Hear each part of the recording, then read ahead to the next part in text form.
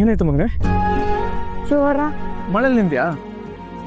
ಆ ಥರ ಏನಿಲ್ಲ ಸರ್, ನಿನ್ನೆಯಿಂದ ತುಂಬ ಅಮ್ಮ ಅಮ್ಮ ಅಂತ ಕನ್ವರ್ಸ್ತಾ ಇದ್ದಾನೆ. ಊಟನೂ ಸರಿಯಾಗಿ ಮಾಡಿಲ್ಲ.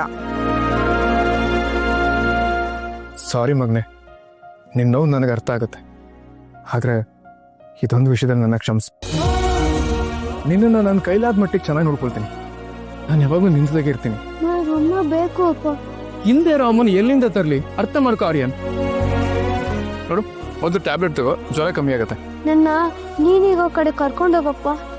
ಅಮ್ಮ ಇಲ್ಲದೆ ಇದ್ರು ನೀನಿದೆಯಲ್ಲ, ನಿನ್ನ ಜೊತೆ ಆಟ ಆಡ್ಕೊಂಡಿರ್ತೀನಪ್ಪ, ಪ್ಲೀಸ್. ಸದ್ಯದ ಪರಿಸ್ಥಿತಿಲಿ ನಾನಿರೋ ಕಡೆ ನಿನ್ನನ್ನು ಕರ್ಕೊಂಡು ಹೋಗಕ್ಕಾಗಲ್ಲ ಆರ್ಯನ್. ನಿನ್ನ ನೋಡಕ್ ನಾನು ದಿನ ಇಲ್ಲೇ ಬರ್ತೀನಲ್ವಾ? ಬರ್ತೀಯಾ? ಆದ್ರೆ ದಿನ ನಿನ್ನ ನೋಡಿದ್ರು ನಿನ್ ಜೊತೆ ಇರೋಂಗ್ ಅನ್ಸಲ್ವಲ್ಲ ಅಪ್ಪ. ನನ್ನ ನಿನ್ ಜೊತೆ ನಿಮ್ ಮನೆಗ್ ಕರ್ಕೊಂಡು ಹೋಗಕ್ಕೆ ಇಷ್ಟ ಇಲ್ವಪ್ಪ? ಹಾಗಲ್ಲ ಆರ್ಯನ್, ಅರ್ಥ ಯಾಕೆ ಮಾಡ್ಕೊಳ್ತಿಲ್ಲ ನೀನು? ಈಗೇನು ಟ್ಯಾಬ್ಲೆಟ್ ತಗೊಂತ ಇಲ್ಲ ಎದ್ದೋಗುವಾಗಿಂದ? ಬೇಡ ಅಪ್ಪ, ಹೋಗ್ಬೇಡ. ಮತ್ತೆ ಹಿಂದೆ ಅಮ್ಮನ ಎಲ್ಲಿಂದ ತರಲೋ? ನಾನಿರೋ ಕಡೆ ನಿನ್ನ ಕರ್ಕೊಂಡು ಹೋಗಕ್ಕಾಗಲ್ಲ. ಯಾಕೆ ಹಠ ಮಾಡ್ತಾ ಇದೀಯಾ? ಹುಷಾರಿಲ್ವಲ್ಲ, ಅದಕ್ಕೆ ಹಠ ಮಾಡ್ತಾ ಇದ್ದಾನೆ. ಪುಟ, ನೀನು ಎಲ್ರಿಗಿಂತ ಚೆನ್ನಾಗಿ ಓದ್ತೀಯ ಅಲ್ವಾ? ಸ್ಪೋರ್ಟ್ಸಲ್ಲೂ ಫಸ್ಟ್ ಬರ್ತೀಯ ಅಲ್ವಾ? ಎಲ್ರೂ ಮಾತು ಕೇಳ್ತೀಯ ತಾನೆ? ಮತ್ತೆ ಅಮ್ಮ ಬೇಕು ಅಂತ ಯಾಕೆ ಹಠ ಮಾಡ್ತಾ ಇದೀಯಾ? ಅಪ್ಪಂಗೆ ಬೇಜಾರಾಗಲ್ವಾ? ಹಂಗೆಲ್ಲ ಹೇಳ್ಬಾರ್ದು. ನೋಡು, ಜ್ವರ ಹೋಗ್ಬೇಕು ಅಂದರೆ ನೀನು ಟ್ಯಾಬ್ಲೆಟ್ ತಗೊಳ್ಳೇಬೇಕು.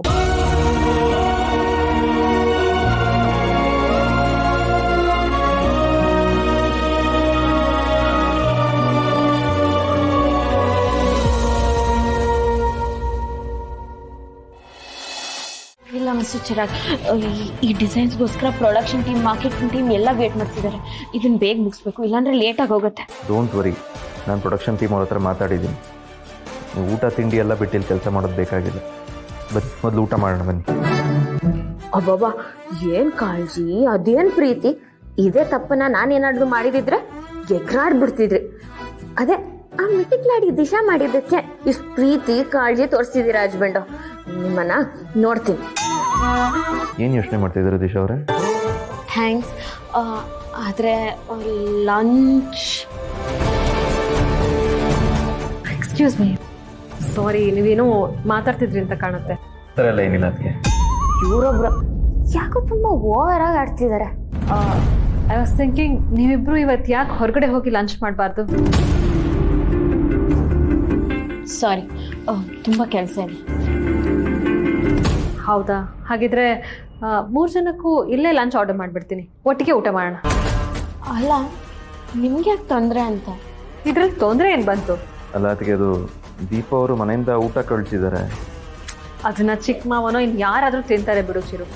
ನಮ್ಮ 3 ಜನಕ್ಕೂ ಸೇರಿಸಿ ಆರ್ಡರ್ ಮಾಡಿಬಿಡ್ತೀನಿ. ಹಾಂ,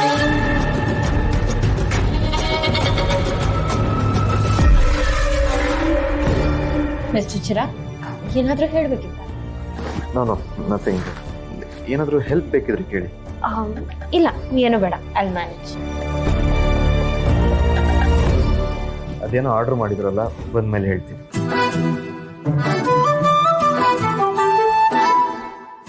ನನ್ನ ಹೆಂಡತಿ ನನಗೋಸ್ಕರ ಮನೆಯಿಂದ ಊಟ ಕೊಟ್ಟು ಕಳಿಸಿದಲ್ಲ ಅಂತ ನನ್ನ ಮುಂದೆ ಹೇಳೋಕ್ಕೂ ಮುಜುಗರ ಆಗ್ತಿದ್ಯಾ ನಿಮಗೆ? ಇವತ್ತು ಅದೇನಾಗುತ್ತೋ ಆಗಲಿ, ನಾನು ಮಾಡಿರೋ ಊಟನೇ ತಿಂತೀನಿ.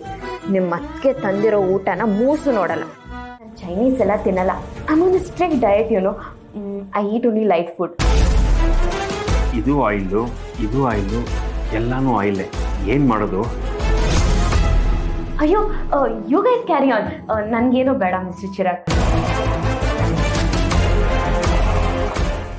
ಹಿಂಗೆ ಹೇಳ್ತೀನಿ ಅಂತ ತಪ್ಪು ತಿಳ್ಕೊಬೇಡಿ. ನಾನು ನೀವು ಡಯಟ್ ಮಾಡ್ತೀರಾ ಅಂತ ಅಂದ್ಕೊಂಡಿದ್ದೆ. ಆದರೆ ಇದನ್ನೆಲ್ಲ ನೋಡಿದ್ರೆ I don't think so. It's okay, ನೀವು ಊಟ ಮಾಡಿ. ದೀಪ ಮನೆಯಿಂದ ಊಟ ಕಳಿಸಿದಾಳಲ್ವಾ, ಅದನ್ನೇ ಕೊಡ್ಬೋದಲ್ವಾ ಇವ್ರಿಗೆ? ಕರೆಕ್ಟ್ ಚಿಕ್ಕಪ್ಪ, ನೀವು ಹೊರಗಡೆ ಊಟ ತಿನ್ನಲ್ಲ ಅಲ್ವಾ? ಮನೆಯಿಂದ ಹೆಲ್ದಿ ಊಟ ಬಂದಿದೆ, ಅದನ್ನ ನೀವು ತಿನ್ಬೋದಲ್ವಾ? ಅಯ್ಯೋ, ತಿನ್ಬೋದೇನೋ? ನೀವು ಕೂತ್ಕೊಳ್ಳಿ ಮೇಡಮ್, ತಗೊಂಬರ್ತೀನಿ. ಕೂತ್ಕೊಳ್ಳಿ. ಕೂತ್ಕೋ, ಚಿರು, ತಗೋ ಚಪಾತಿ ಸರ್ವ್ ಮಾಡು. ಇದು ಸ್ಪೂನ್ ತಗೋ, ಸ್ಪೂನ್. ನೋಡಿ, ಆಯಿಲ್ ಹಾಕದೆ ಮಾಡಿರೋ ಚಪಾತಿ.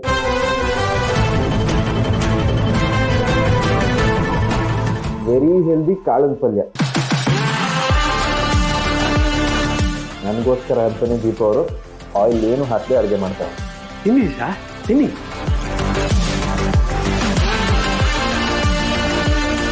ಚೆನ್ನಾಗಿದೆಯಾ? ವಾವ್, ಇದು ಅಮೇಜಿಂಗ್. ನನಗಂತೂ ತುಂಬಾ ಇಷ್ಟ ಆಯ್ತು.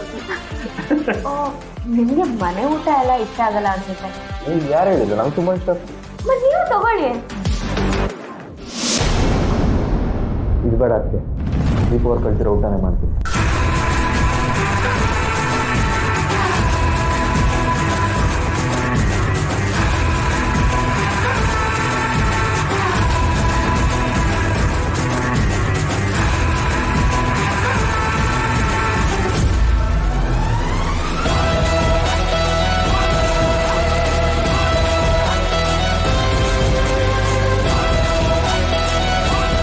ನಮ್ ದೀಪ ಮಾಡೋ ಅಡುಗೆ ಅಂದ್ರೆ ತುಂಬಾ ಟೇಸ್ಟಿ ಆಗಿರುತ್ತೆ, ತುಂಬಾ ಹೆಲ್ತಿಯಾಗೂ ಇರುತ್ತೆ. ದೀಪನ್ ಕೈ ರುಚಿ ನೋಡಿದವರು ಅವಳ ಅಡುಗೆ ಮಾತ್ರ ತಿನ್ಬೇಕು ಅಂತಾರೆ. ಇಂಚಿರು ಡೆಫಿನೆಟ್ಲಿ ಇವತ್ತು ನಾನು ಇಷ್ಟು ಫಿಟ್ ಆ್ಯಂಡ್ ಹೆಲ್ದಿ ಆಗಿದ್ದೀನಿ ಅಂದರೆ ಅದಕ್ಕೆ ದೀಪ ಅವ್ರು ಮಾಡೋ ಅಡುಗೆನೇ ಕಾರಣ.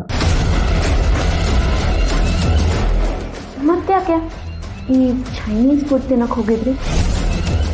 ಅದು ಅದಕ್ಕೆ ಆರ್ಡ್ರ್ ಮಾಡಿದ್ರು, ನೀವೆಲ್ಲ ತಿಂತೀರಾ ಅಂದ್ಕೊಂಡು ನಾನು ಸುಮ್ಮನೆ ಜಾಯಿನ್ ಆದೆ.